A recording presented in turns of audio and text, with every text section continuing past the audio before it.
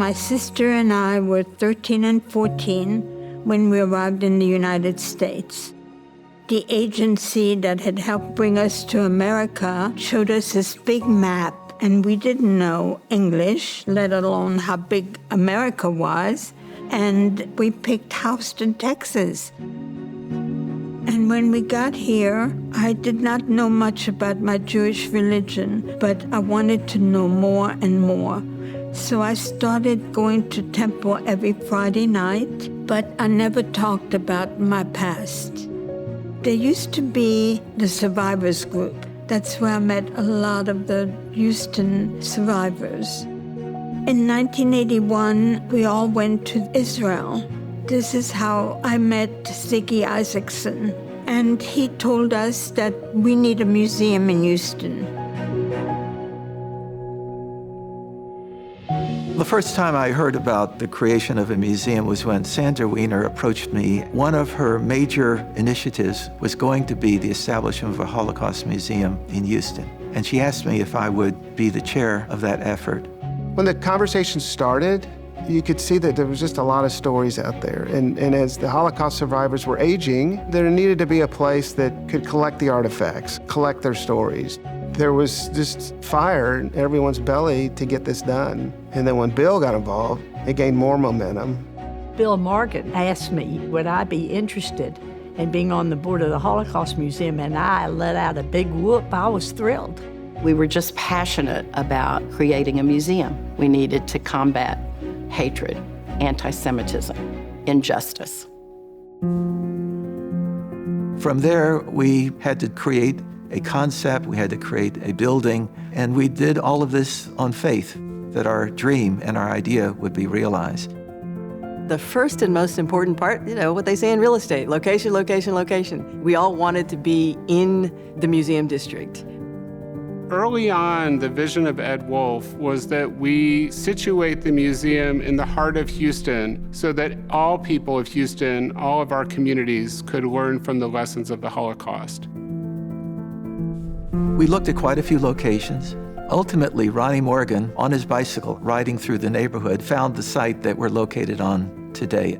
It was a one-story brown brick building on a very small piece of land. So it was kind of like, do you really think this will work here?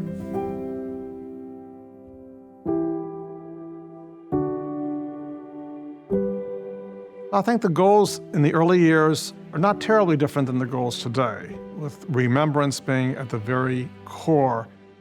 One thing that was very important for us was to tell the stories of our survivors in Houston. The very first project we did was to create oral histories of what now I think is 300 survivors. As we were designing the museum, we were collecting. For the first 10 years, I accessioned artifacts. The important thing is to get the provenance, where it's been, what's the story behind it. Each artifact has a story.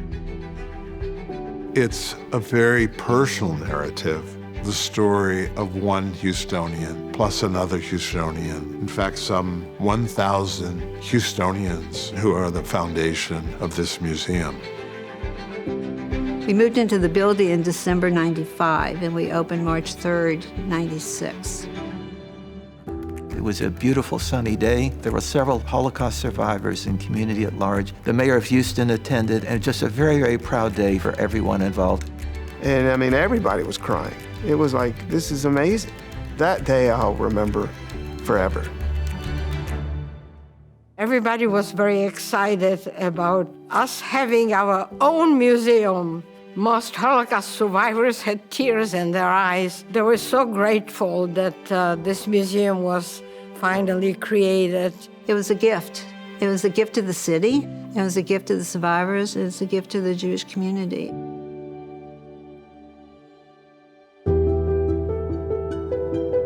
When the museum opened, I had a new mission in life, and that was to speak for that 1,500,000 children who never had a chance.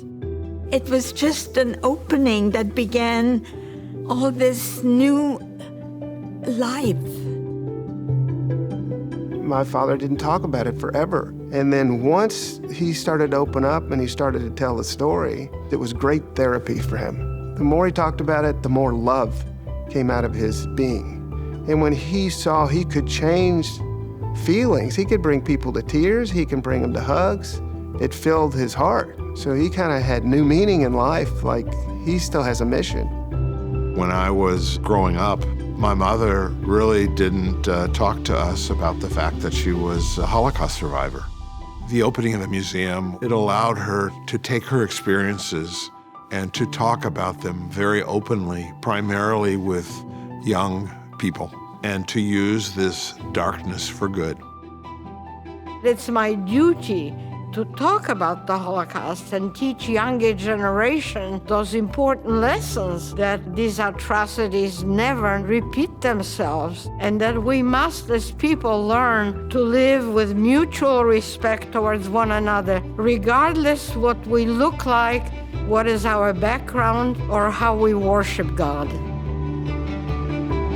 My mother used to say that when we're no longer able to speak, let the museum speak for us. And I think the museum has really accomplished that goal, is very successful in teaching the lessons, especially of taking action early when evil rears its ugly head and not being bystanders.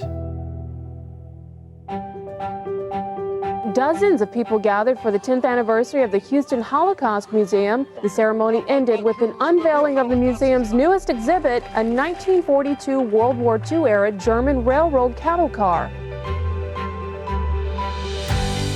After the first decade, our focus was on building our collection and educational resources. We also acquired key artifacts, such as the Danish rescue boat and the World War II-era rail car.